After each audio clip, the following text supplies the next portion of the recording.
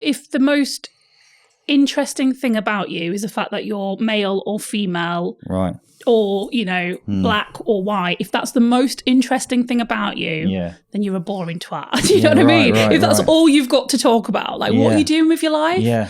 Yeah. I'm in a privileged position to say those things so openly because I am mixed race and I'm a woman. So it's almost like I get to say it.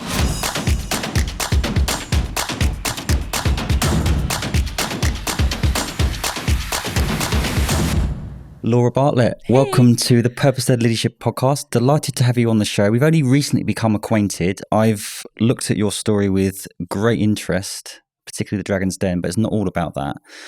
Let's delve deep. But before we do that, tell the audience what you do now. So I am the founder of House of Coco, which is a luxury print travel magazine sold nationwide across the UK since 2014. I'm also director at a company called Swerve, which is an app which connects remote workers with welcoming spaces to work from. And I do presenting sometimes. I've been doing some work with the BBC recently, filming a pilot as a food presenter and just like living my best life, basically. Wow. Well, that's an eclectic mix of stuff there. House of Coco, it was called something else before that. Let's go into that. It was kind of. So my previous company was called Urban Coco, which was a Leeds-based fashion magazine. And that's the business that I took on to Dragon's Den. And I'm sure we'll delve deeper into the story later. But I ended up, that company failed. I ended up getting made bankrupt, lost all my money, and then started House of Coco in a coffee shop, bankrupt, with this wild idea that I could own a luxury travel magazine and have a team of people who would travel the world living the best lives. And that's what I've been doing for the last 9 years. Because, you know, everything seems to be online these days. And I did see the Dragon's Den episode and they tore into you a little bit. But one of the things that struck me was, apart from all the other stuff that they said, was I think it was Piers that said that everyone's going from the hard copy to online, but you're obviously promoting a hard copy magazine. Why is that, and how's that gone? Well, it's gone great because we're still doing it 10 years later. I'm also a huge believer that when you see the bandwagon, it's too late. So at that time and still to this day, everybody is going all in on digital. There's just so much noise online. It's really hard to stand out. Whereas we still champion print. There are less magazines on the newsstands. We are increasing our readership year on year. We sit alongside Condé Nast Travel, Vogue, all the big boys. So it means we've got more opportunity to stand out. Also, our audience are very much millennials, luxury travelers, and you want to kind of sit with a magazine and have a cup of tea and have some me time where you just switch off from the world. And I think that's what a print magazine gives you. And because, like I say, it's been growing year on year, it just makes sense to keep doing it. So that's amazing. So talk to us about that growth thing, because publishing is a very competitive industry. How have you got it onto the stores or whatever it is? How have you done that, really? So we work with a distributor. So for the first 7 years, we were only distributed in London. So places like Harrods, Selfridges, tube stations, airports, that kind of thing. And you just build up your sales just through marketing. We sold out every single issue.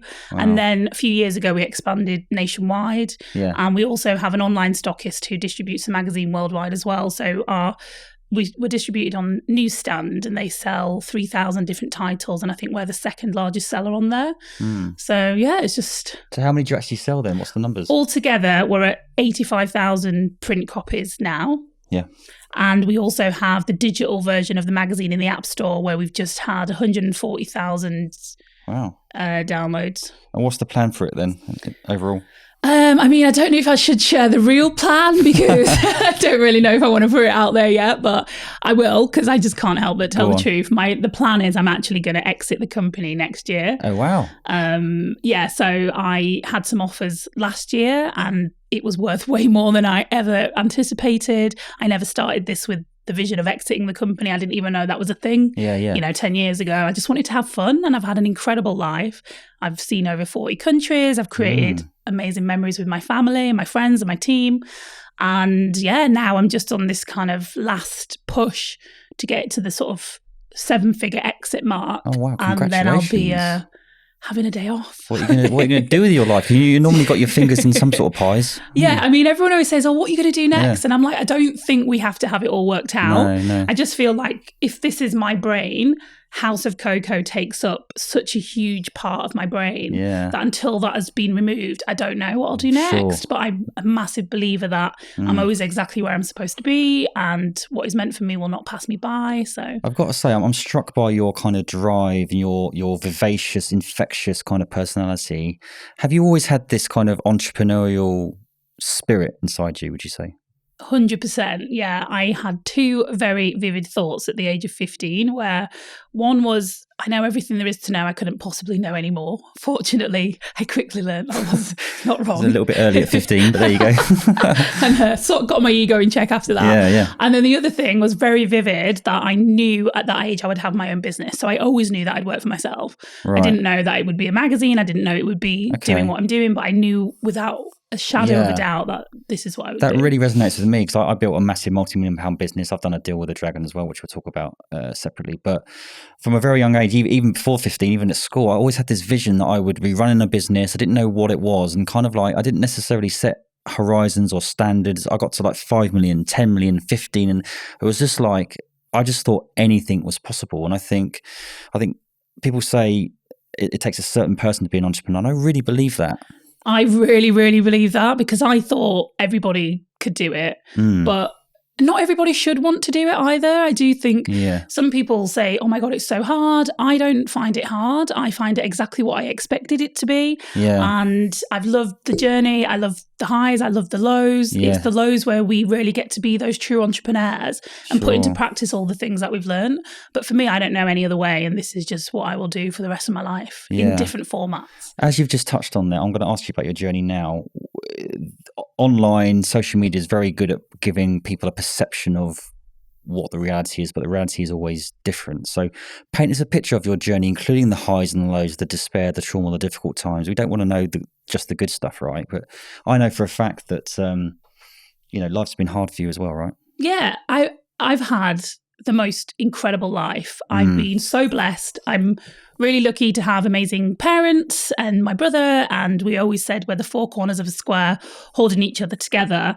And I've just been loved unconditionally since the day I was born. And I think that's why I knew I could be free to kind of do whatever I wanted to do in my life, because it didn't matter. My parents would still love me. I didn't have to prove myself or anything like that. Yeah. I'd say there's a few poignant times in my life. So one of them was when I was 8 years old and my mum woke me and my brother up, and she sat us on her knee and she said, Gavin's gone and he's not coming back.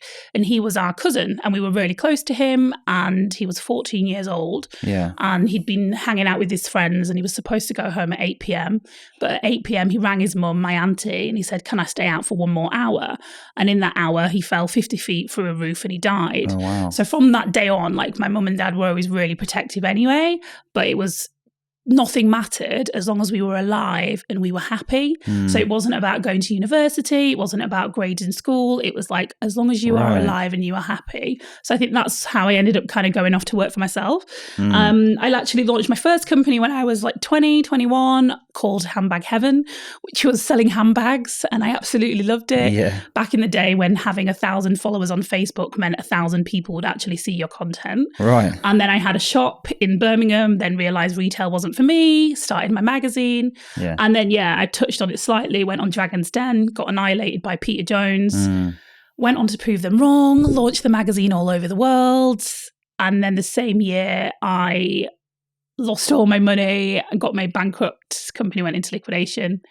But even when all those things happened, I remember having to drive home from this event when I realized it was kind of the end of the road. And once I got home and I saw my family, it was like, oh, fuck it, it's only money. Like, these things don't matter. I'm healthy, my family are well. So that's kind of just like the way I've always lived my life. Yeah. And then 2.5 years ago, I had just ended my engagement, just wasn't happy in the relationship, realized I was a lot happier before he came into my life.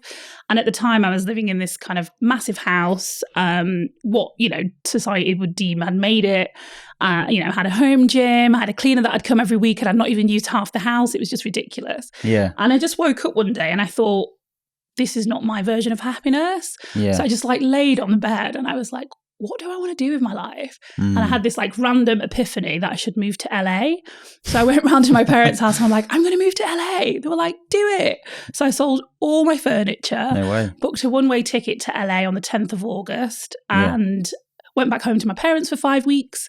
And in that 5 weeks, my dad passed away, really unexpected.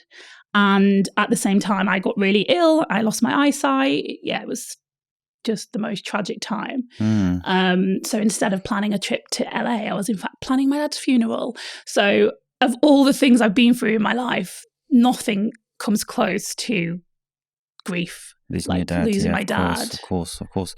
I mean, some huge things there. Obviously, the bankruptcy, the Dragon's Den thing, the building the business, the moving to LA, and your father passing. Do you ever actually stop and feel these emotions? And it feels like you're a million miles an hour, and we've just commended that, having that drive. And what I'm trying to say is that when I was building my business, I was 99.9% focused on the business. All I cared about was the next thing, and I lost relationships. I wasn't in touch with myself. I didn't love myself. And when I lost it all, that was the wake up call for me to go, hang on a second, I got to do some inner work. So at what point was it the passing of your dad, or when did you start to think, hang on a second, or was it even when your cousin died at 8, but you didn't know how to actually do that sort of personal development, looking at yourself? Do you know what I mean? I think that the reason I can sit here today and be the person that I am and have found happiness again after losing my dad is because I'd say I've probably been on a personal development journey my whole life. People read The Secret or they read these books, and I remember reading The Secret when I was 17, and I thought that's how everyone thought. Like, that's how my brain works anyway. I live in a constant state of gratitude. I'm so grateful for my loved ones, my life, the things that I've had. And I think in order to heal, you have to feel. So through the course of the last 2.5 years, I have very openly spoken about my grief journey through social media, through, face-to-face with my friends and my family. One of the side effects of losing my dad was that I also lost my hair. So I was blonde for 20 years and I felt like my hair defined me as a person because people would say, oh, it's Laura with a big blonde hair. Like half of it. Okay. So it was like tiny little bit of hair. Okay. And through, quitting alcohol a year ago, being healthier, I've lost 3 stone. My hair's grown back in abundance, clearly. Yeah, we can all see that. It's amazing hair. Thanks. But yeah, all of this is because I've allowed myself the time to heal. And I'm massively into meditation. I've just passed 50,000 hours of meditation. And I've done that pretty much every single day for the last 7 years. But I've meditated a lot longer than that. So I think all of these sort of little things, I was thinking about it just yesterday, actually. All of these little tools and rituals and things that I've done for such a long period of time were setting me up for the period of time that I would lose my dad. So for the first sort of 8 to 10 months after losing dad, I didn't really do any work. I have a great team within the business, so everyone handled everything, so I could have that time off to just try and work out what life even is anymore. And then slowly kind of got back into things. And I'd say for the last sort of year, since the start of this year, I've got my drive back and I'm excited about things. But the sort of 1.5 years prior to that, it was just sort of plateauing. It's interesting what you said there. It's almost like you said that all the events that's happened before your father passed away and the personal development was gearing you up for that event. That strikes me as someone who believes that in destiny and things are set out for you and spiritual, that kind of stuff. And I'm a firm believer that sometimes the adversity that we have and stuff we go through, it is kind of setting us up for the next, to be able to then manage the next event. I am like a huge believer in all of that. And so my parents and my brother, we believe we're a soul family and we're connected forever. And that this passing of my dad is just, momentarily, because we will be reunited in spirit world or whatever, afterlife, whatever you believe in. But I believe that this is the end of our physical journey together, but not the end of our talk us through, please, in terms of the grief. How was that? How did you get through that? What did you do to get through it? What was the initial kind of thing that happened in terms of your feelings? Well, the initial thing is just a darkness that is inexplainable. And I was not suicidal at all. I've never had a suicidal thought. But if I didn't wake up the next day, I wouldn't have been bothered. That's how I felt. I didn't understand. It was almost like I'd been living this like, la la la, life's amazing, everything's great. And then the curtain had been lifted and I'd seen the darkness of what the world was. And I just couldn't believe that I would ever feel happiness or joy without my dad here. And I would say it was like, there was no light at the end of the tunnel, let alone a candle flickering. It was just pure darkness. And I think slowly over sort of, you know, the following 18 months, I took my mum and brother traveling quite a bit. We believe that traveling helped us heal quite a lot. Initially as well, it's this kind of fear that everyone you love is going to die. So we didn't even dare leave each other's side. My dad was in ICU for 2 weeks leading up to passing away. And in that 2 weeks, my mum, me, and my brother slept in the same bed every night, hugging each other and praying. And like, you know, everybody prays in the end. That's all I just remember thinking, like, everyone prays in the end. Like, we are all one phone call away from our knees. Yes, and absolutely. Yeah, it was just a really, really dark time. But through the work that I've done over previous years, slowly the candle started to flicker at the end of the tunnel. You know, messages from my dad and things that he'd instilled in me throughout my whole life. Kind of, you know, you have to, you know, the end of him is not the end of me. He would never want that to be the case. He would always want me to be shining bright. And it would be such a disservice to the man that he was if I didn't continue to shine. So eventually, slowly, you know, the lights kind of come back on. And what would you say when I'm asked this question, because I've done a lot on suicide through my own suicide ideation and stuff like that, and I'm asked what advice can I give people who are in that situation? You can't give general advice because what works for me doesn't work for someone else. But what I always say is this too shall pass. And what I mean by that is that when something's great, often something challenging comes, and when something's really bad, obviously something good comes as well. But what general kind of insight would you give to others going through a difficult situation or having suicidal ideation or thoughts? I think that the question you have to ask is, what is this trying to teach me?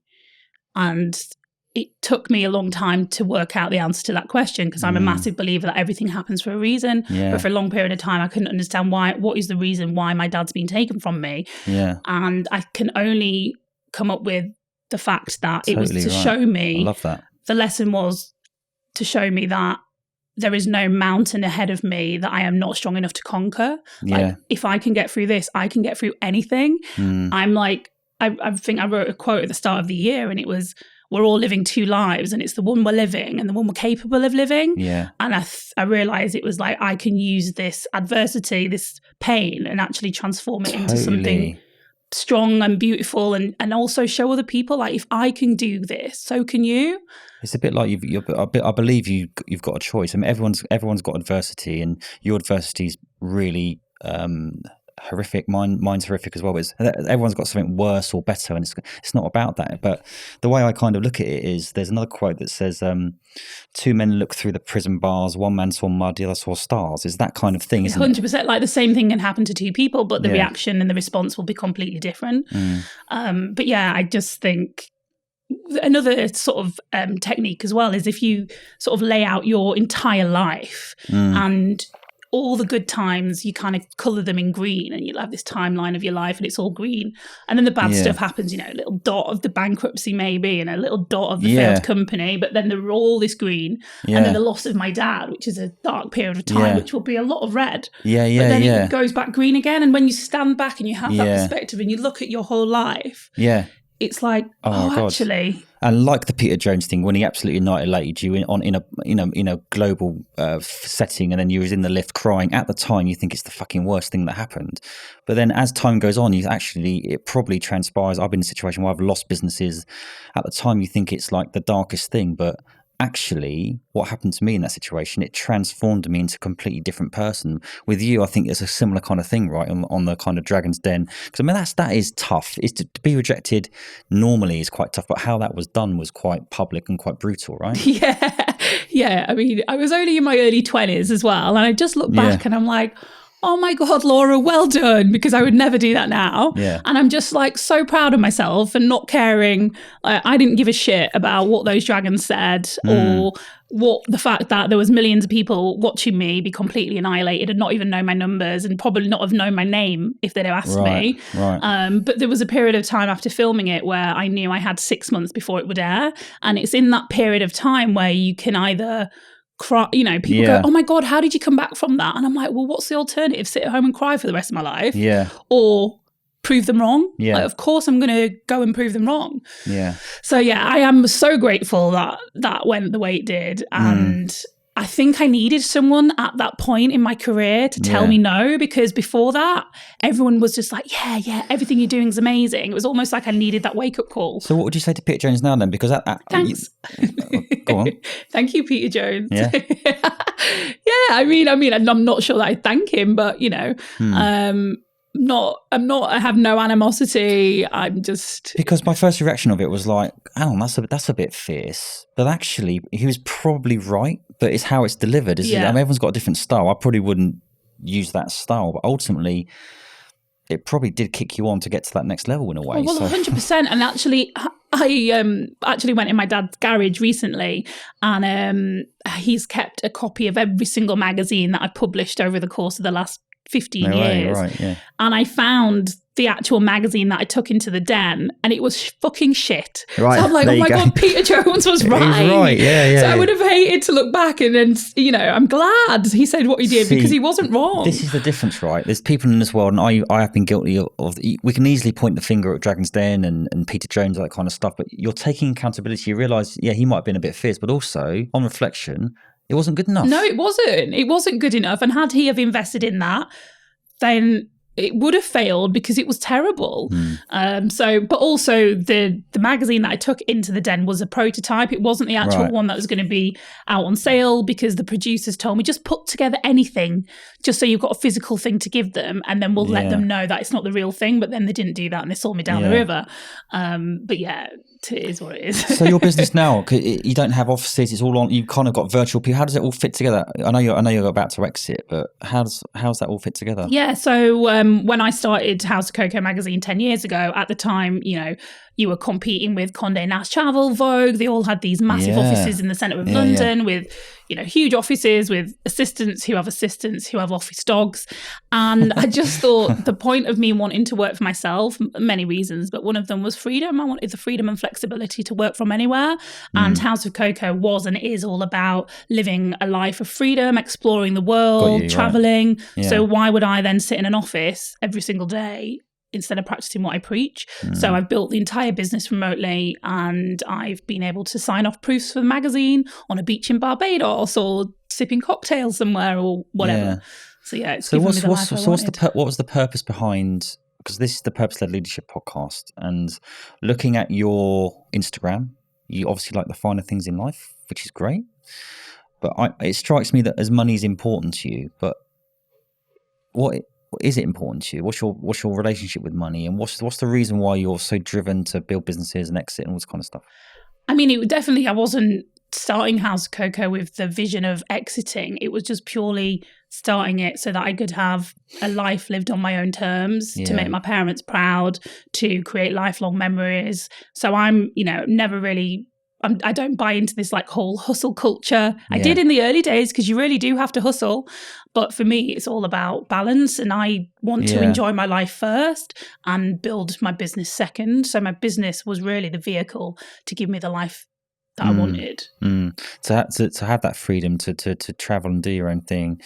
And people always say to me, oh my God, you must be so busy. And when I'm speaking to other publishers, they're like, oh, we just work crazy hours. And I'm like, that's not what I signed up for. I will not, I don't have, if I put on an out of office, there's no like, if there's an emergency, message this person, because there's no such thing as an emergency, and like somebody else's urgency will never be my emergency. So I'm very good at saying, you know, I don't work on these days, and I'll get back to you on these days, and there's no deadline that will ever take over my life. So you mentioned that you ended your engagement. Talk to us about that journey, that chapter in your life. Oh God. So yeah, I was engaged, and he, and this goes back to what we were saying before when we talked about entrepreneurship is not for everyone. So at the time he worked for a company and he hated his job, and I'm not someone who moans about things. If I moan, I'm going to make a change. Yeah, Whereas right. he would moan and moan and moan and moan. And I'm like, look, if you don't like your job, why don't you do something else? So I showed him how to sell advertising for my magazine. And within a day, he made more than he would have made in a month. Wow, right. So he said, imagine if I was doing this every day for 8 hours a day. So I'm like, yay, power couple, let's do this. Right. So he quit his job. Good idea at the time. Great idea for about 2 hours.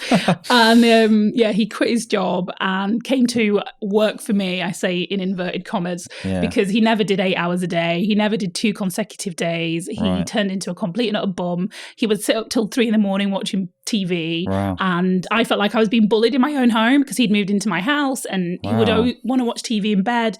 And I'd be like, we have to be up tomorrow to work. Like, we still have work to do. We're not on holiday. Yeah. And we'd travel places and he wouldn't bring his laptop. And ultimately I just felt like I was raising someone's son. Right, I didn't have a partner. And I was paying for everything, and I just had enough. So that was the end of that. So what's happened since then, relationship-wise? Are you single at the moment? Or? Yeah. Like, if you open the dictionary and you read the word single, there's probably a picture of me. Right. Yeah. Yeah. You're happily single. I'm happily single, yeah. The reason why I asked that question is that I got divorced 4 years ago, and being single for 2, 3, 4 years now is probably one of the best things that's happened to me, because I used to go from one relationship to another, and I feel that period on my own has really helped me. Now I feel as if I'm ready to be in a proper relationship. What's your feeling towards that? I think that so many people try and find happiness in another person, and you first have to learn how to be happy on your own. Yeah. And I think throughout the course of the last 2.5 years, I had to learn how to be happy without my dad before I could even consider being in a relationship with someone. Yeah. And I think when I kind of started this health and fitness journey that I'm on, giving up alcohol a year ago and I'm losing weight, it was because I realized I want to be the person I want to attract. Absolutely. And the person that I was a year ago, I wouldn't have wanted to date someone who was like that. So I think there's so much in the media and in our lives where it's like, you have to find your other half, And I'm like, whoa, I'm a whole person. I certainly don't want another half. I want another whole person. And together we can, do amazing things. Yeah, I think that's right. So I think your previous partner there, although it was a challenging situation, again, he was probably a gift in your life because he gave you a lens into what you don't want. Really. 100%. There is lessons in everything.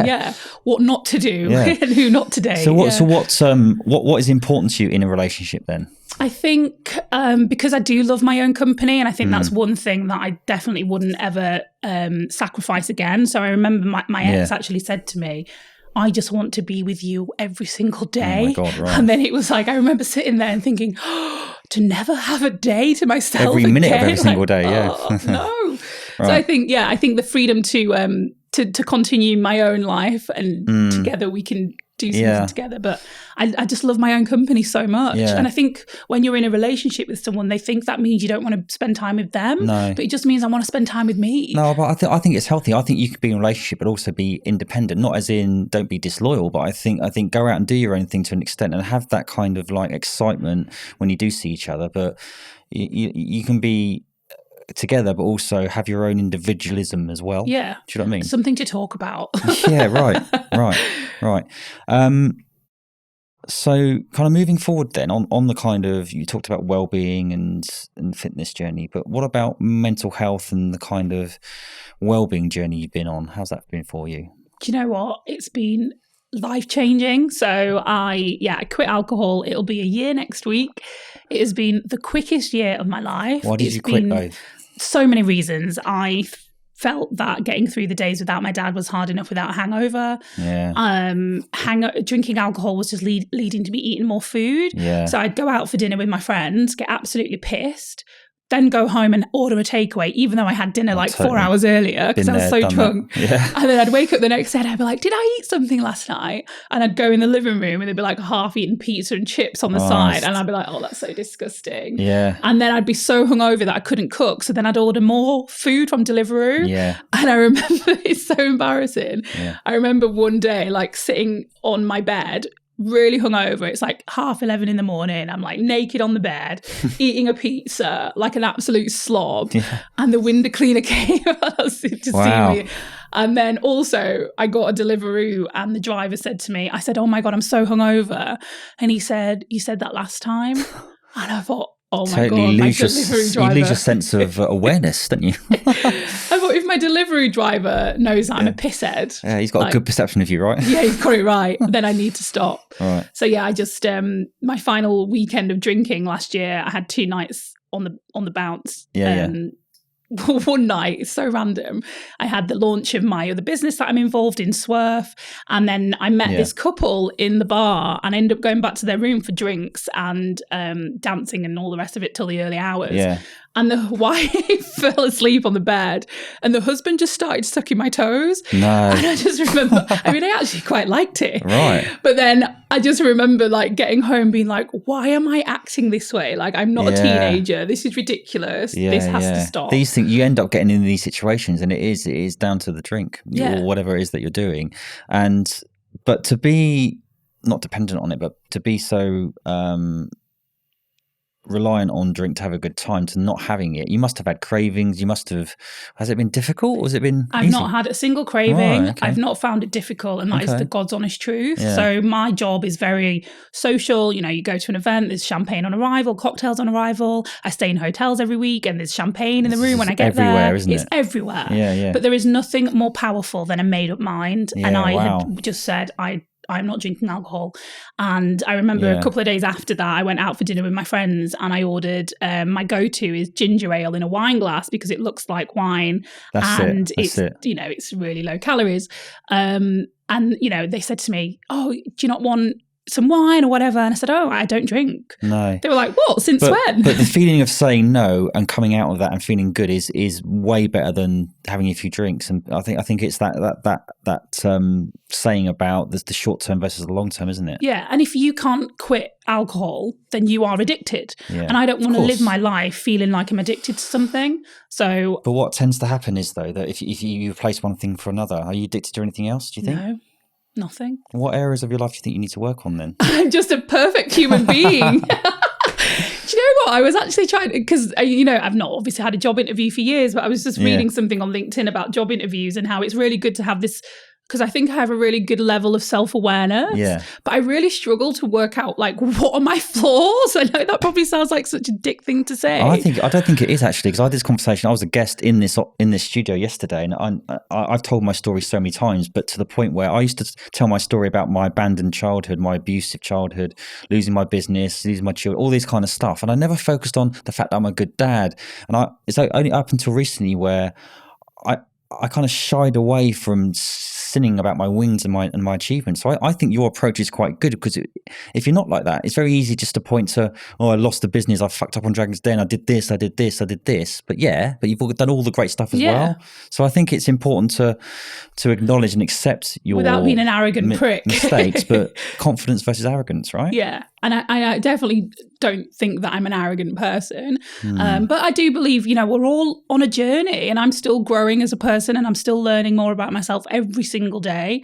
And I'm still open to, you know, new ways of thinking and input from other people and constructive feedback. And I just want to be like the best version. So going back to the mental health and that kind of stuff, do you struggle with any of that kind of anxiousness or depression or mental health or not? I have no ADHD. I do not have anxiety. What's wrong with you? You don't have anything wrong with you. And you know, it's so crazy that we live in a world where the assumption is everyone has something wrong with them. Yeah, right. I don't have any mental health issues, and I can boil it all down to the fact that I've lived in a beautiful, safe home. I've been loved unconditionally since the day I was born. Yeah. I've always known that I was loved, and I think that foundation, when all the wild things are going on in the world, you know, failed companies, all this stuff that's gone wrong, when I'm back with my family, what is outside those 4 walls doesn't matter, because what we have in there, money can't buy. So I think I've lived my life in a constant state of, what's the word? Contentment, maybe? Or contentment, yeah, and perspective. Right. So do you feel that the cousin dying when he fell off the 50-foot thing, and then your parents were more protective. It feels as if that was actually a massively defining moment. I think so. Yeah, 100%. And where we lived at the time, the area that we grew up in, all of our friends now are either dead or in prison. And so, and my mum and dad moved us away from that area, 20 odd years ago. And at the time, I was like, why are you doing this? And now when I look back, they're just doing things because they love you and they want the best for you. And I just have such a respect for them. My mum is white, my dad was black, and my mum's family were all travellers. So when they got together, it was like, black man and travellers. It was, never heard of. And they've been through so much adversity as a couple to be together. I think it's just been instilled in me from a young age, really. And you've touched on quite a few points, but you mentioned bankruptcy as well and losing your money. I mean, that must have been very challenging for you, right? So it was the same year that I was on Dragon's Den, and I went on to prove them wrong. I launched this. What the investment I was asking for was, at the time I had a Leeds magazine and I was asking for investment to launch this magazine internationally. And obviously I didn't get the investment, but I then just worked really hard, got loads of advertisers on board, worked with a distribution company, distributed the magazine in 16 countries. It came out the same weekend that Dragon's Den aired, so it sold out internationally. Wow. Great global success. And I did 2 editions like that. And on the back of the show, you get loads of different opportunities. And one of them was to partner with the Clothes Show, which back in the day was like the biggest event in fashion. So my magazine, Cosmopolitan and Elle, were the media partner. Wow. And based on what the organisers told me, I should have made, $250,000, £500,000 or whatever. So I put all my eggs in one basket thinking I'm going to make all this money, and I made a £5. And so each day I was staying at this event, and it was like, I can either pay for a hotel and hope that tomorrow gets better, or use this little bit of money that I've got to put some petrol in my car and go home. So after a couple of days, it was like, I just have to leave everything behind, get in the car and go home. And I was actually with a friend of mine at the time. She came with me to stay in Birmingham, Kim. Yeah. And just perspective again, she actually committed suicide a few years ago. So it's like the fact that, I'm still here and I'm still breathing. Like the fact that I had a failed company, like it doesn't matter. These are just tiny little steps in the grand old scheme of life. And just if you live in a constant state of perspective, then... Why did she do that? Totally random and I don't know. I don't know why she did it, but... A close friend of yours? She wasn't like a close friend, but I'd known her for a long time. I'd worked with her. She just has mental health issues that she obviously just couldn't battle with anymore. It's actually more common than what people think, isn't it? But the whole bankruptcy thing, and the Dragon's Den thing and all that, were you not kind of like embarrassed in any way, or did that not really come into it? I don't know if I've ever felt embarrassment, to be honest. Wow. I'm not really someone who feels embarrassed. Yeah. I just think we should just own who we are and own our decisions and because I don't care what other people think. Yeah. And I think that's like the ultimate freedom. So how do you coach someone? Because you strike me as someone who's very positive. Because with social media, I think that people claim to be authentic, but you see that they're a little bit filtered. They're not quite there. I feel you present yourself in a very unfiltered, this is me kind of way. And that comes quite naturally to you. It's not easy for others. What would you say to anyone who's struggling with that kind of confidence piece? This is fucking me, warts and all. How would you? Because I think what people are trying to do is they're trying to be the version of them that they think everyone else wants them to be. And it's like, you just have to be the person. Like, it's not about how you feel when you're with other people. It's about how you feel about yourself when you're by yourself. There's so many people who hate their own company, don't like to be by themselves.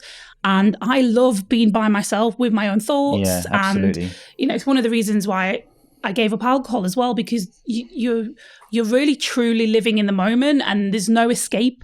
I'm not escaping my thoughts anymore. Yeah. Whereas people drink alcohol to kind of escape their thoughts, and they have FOMO, which most people think is fear of missing out, but I think it's fear of meeting oneself. Because if you remove all these distractions and you remove this alcohol and cocaine or whatever it is that is your vice, then you're just stuck with your thoughts. And I think everyone just needs to learn to love themselves as themselves. Yeah. And realize that, other people aren't thinking about you as much as you think they are No, anyway, because no. everyone's too busy thinking about themselves. No, but if you need cocaine, and I used to do that kind of stuff and drink. I still drink, but I don't do cocaine anymore. But or some people will go, well, I've got to go out for a run. I've got to go and do something. No, you haven't. The ability just to sit on your sofa and just fucking feel and do nothing is just like, I think it's one of the best things you can do, and embracing the so-called negative feelings as well. You're not always going to feel happy, are you? No. When you're feeling anxious or when you're feeling shameful, it's something telling you that you've got to do something about that. You can't just cover it up with something else. But like what you said, this too shall pass. And we should all just remember we've got enough life experience to know that when we've had a shit time, good times will come. Yeah. It's like day follows night, sun sets every day, rises every morning. Does though. Good times come, bad times come. For some reason, it's almost like everybody's been brainwashed into believing life is supposed to be easy. And like, life was never supposed to be easy. I believe the reason we're all here is to learn our lessons. And it's just about working out what is the lesson in every single situation as quick as possible. Have you found it difficult as a woman or a certain race do you feel there's any disadvantage? Because there's a lot of talk about men versus women and, you know, equality and sexism, that kind of stuff. Anything that's happened to you in that area at all? No, because I think people focus way too much on this. I think people focus way too much on being female, being black. I'm mixed race, very proudly mixed race. I'm so honoured to have grown up with a black family and a white family and to see the two different cultures. But I am not defined by my skin colour, the fact that my gender. You're saying why lead with that? Why lead with that thing that you can't even control? Like, why am I going to talk about being a mixed race woman all the time when that's not even in my control? What is in my control is having a pure heart and a caring, loving soul and looking out for people, wanting everyone to win, having these good personality traits. I can control that. I can't control the fact that I'm mixed race, so I don't even think about it. I think there's an element of it, but as you say, I think people just this is quite a controversial thing to say. I'm not dismissing that there isn't inequality and all this kind of stuff. I want to caveat that. But I do think there's an element, even with the mental health, to a certain degree, you can play that card, but mate, if you compare yourself to other people, you're way better. You're actually quite privileged, and people just get in this society. I think they just latch on to things and utilize that as an excuse almost. But if the most interesting thing about you is the fact that you're male or female, right, or black or white, if that's the most interesting thing about you, then you're a boring twat. Do you know what I mean? If that's all you've got to talk about, like what are you doing with your life? Yeah. Exactly. But I'm in a privileged position to say those things so openly because I am mixed race and I'm a woman, so it's almost like I get to say it. But I mean, I was on a LinkedIn Live like a couple of months ago, and I was a guest on the show, and then people were coming on and asking me questions, and I misgendered somebody. And I got thrown so much fucking shit for that. It was like it was a genuine mistake. I didn't know there was a they them as opposed to. It's like there's so many. And I honestly, I tried not to react to it. I played the game of kind of being quite. Yes, I didn't apologise, but I kind of was quite subservient. And afterwards, I thought, fuck's sake, man, I think it can go a bit too far. Well, for me, my integrity is important, and integrity to me means my thoughts match my words, and then my words match how I feel. So I'm only ever telling the truth. Yeah, right. And I agree. I do think things have gone way too far. If someone wants to be called he, she, but you're ultimately asking me to lie. Right. That it's like. If you're a male in a dress, but you want me to call you she, then you're telling me to lie. Yeah. But then I can see the other argument, which is like, well, who created these social constructs? Yeah. Who said that this is male and this is female? Yeah. But also, why fucking delve that deep into it? Like, there's so much more happening. Like, we're only here for such a short period of time. Why would you want to dedicate your life to talking about gender and things that we can't control when there's this beautiful world to explore and there's beautiful relationships to explore? And I think I'm a little bit of a conspiracy theorist, I have to say. I don't think you are a conspiracy theorist. I already know you. I think you're just a realist. Yeah, exactly. And I think that's right. And I think this whole kind of that agenda, the COVID agenda, I have to say, all these things are there to distract us. Oh my God, and that's why I'm grateful that I'm an entrepreneur, because I don't conform to any of that shit, to be honest with you. Same. I just like it. especially being the owner of a travel magazine at the time where everyone was saying, you got to get the vaccine. But I remember a quote, we all grew up with it, and it was about if you can keep your head when all those around you are losing theirs. It was it was years and years and years ago, and that's what we've just been through. Everyone went absolutely fucking bananas, injected themselves with all sorts of crap, has so many side effects now, but can't even understand that it's because they did that thing. And I stand here knowing that I can be so strong to overcome all of that and not have once been wavered or influenced and sit here with my body intact. I've lost friends over it, and and I just look at it, and I think that I wouldn't want to disrespect myself, but even if they're close friends, and if they want to force their opinions down my throat, and I've been deemed as the mad, crazy one who hasn't got a 9-to-5, who's got the picket fence and the wife and the car and the house and that kind of stuff, because I'm a bit entrepreneurial, and I've taken lots of risks in my life, and I think actually the biggest risk is not taking risks. All that kind of stuff, right? But which one would you rather be? And when you think about the people that you admire, it's the ones that are out there and they're a little bit different, and it's people who never really try, but they admire the outliers. And it's like, we all admire that one person who did something different. So why wouldn't you want to be that person too? And I always say I prefer to regret something I've done than I haven't done as well, right? But I don't regret anything. No, that was my next question, which I knew the answer to already. But I don't regret anything, and it's a question that I love asking people myself. Like, do you have any regrets? And I asked this woman that I knew recently, and she'd regretted all sorts. She regretted having kids so late. She regretted all this stuff.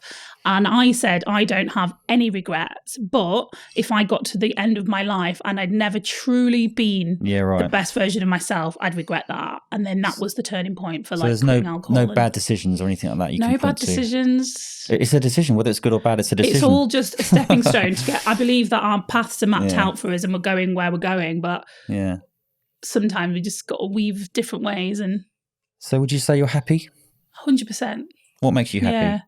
Knowing that my family is safe and well, spending time with them, traveling, Switzerland, nature. Oh, wow. Switzerland's my favourite Switzerland. place. Oh my God, stop. I've been 10 times. 10? Yeah. Bloody hell. I say people go to therapy, I go to Switzerland. Yeah. It's just amazing. What is it about it? Well, first of all, I think it's because it reminds me of Yorkshire, and I'm Leeds born and bred, so I'm slightly passionate about that. Right. Also, it's just so clean, the mountain air, it's beautiful. Yeah, I just love it. I think it's just the way it makes me feel when I get there. Have you had therapy? No, I don't. I'm not a believer in any of that. Okay. I believe that we can all be our own therapist. I think what it is everyone is always looking for someone else to fix their problems, but really the only person that can fix your problems is that one person staring you back when you look in the mirror.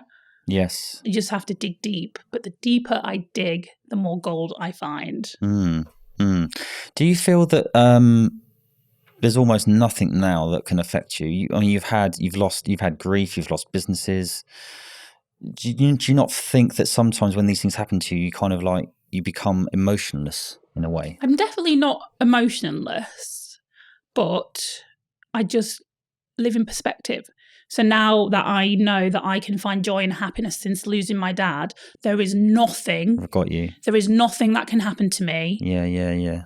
That I know I can't get through. Nothing. Yeah. I think that relates to me quite a lot, because when I was 2, my mum abandoned me when I was 2, and then my stepmom 5 or 10 years later, used to beat me up and abuse me. And so the first 2 female figures in my life were horrendous to me. But that gave me my drive and my sort of insatiable belief to go, actually, you can't do anything more to me now. And I just went for it. And sometimes adversity can be the toughest thing, but the best thing for you, right? Because if those things didn't happen to you, you wouldn't be sitting here today having had the journey that you had. No. I was at an awards night on Friday, and it was the Yorkshire Children of Choice Awards or something. And it was all these young kids who had, disabilities or real adversity at such young ages, but they'd gone on to do amazing things, hiking Kilimanjaro, all this stuff. Wow. But had they have not had that disability, or had they have not had that adversity, they never would have done that thing. Yeah. So actually, when you read every single success story you've ever read, it all links back to some form of adversity. Yeah. And everyone has adversity. It's just how you react to it. It's been fascinating. We're coming to the close now. The time's gone quickly. Just a couple more questions for me. What pisses you off, if anything? Slow drivers. Good answer. Yeah, I mean, I'm actually really pretty zen person. Yeah. I don't really get angry. I don't get like pissed off about anything. I'm just Yeah. like, yeah, whatever. Okay. I don't like to harbor resentment or anger. Just like let things go. So yeah, I wouldn't really say anything gets me angry. No. But if you cross my family, then that would get me angry. Yeah, you strike me as the sort of person that you probably get haters and people trying to. How do you not entertain it, or do you block people out? How do you kind of deal with the twats of this world, for want of a better term? Well, we have to know that 95% of the world is twats. Yes, so, very true. But I actually reposted my clip from Dragon's Den on Instagram a few weeks ago, and it's had 1.5 million views. Nice. And it's gone viral and had thousands of comments. And every single negative comment is from a man. And there's all sorts of negative comments. And I just read them. And I'm like, it just says more about you than it does about me. Totally. And thanks for the engagement. No, absolutely. Look, I think people can take so much from your positive outlook. What, as a passing gift for the audience, a new young entrepreneurial person coming into the world, they're sort of 15, 16, 17, 18, or even younger, what advice would you give them about life, business, and anything else? Do you know what? I probably wouldn't have listened to any advice when I was younger, because we all just need to work it out by ourselves. So I would say no advice is the best advice. Just wing it, make it up. Just take action. I think. Just take action. Yeah. Take action, and just never fall out of love with life. Yeah. Laura, absolute pleasure. Thank you for coming on the show. No, my pleasure. Really nice to meet you.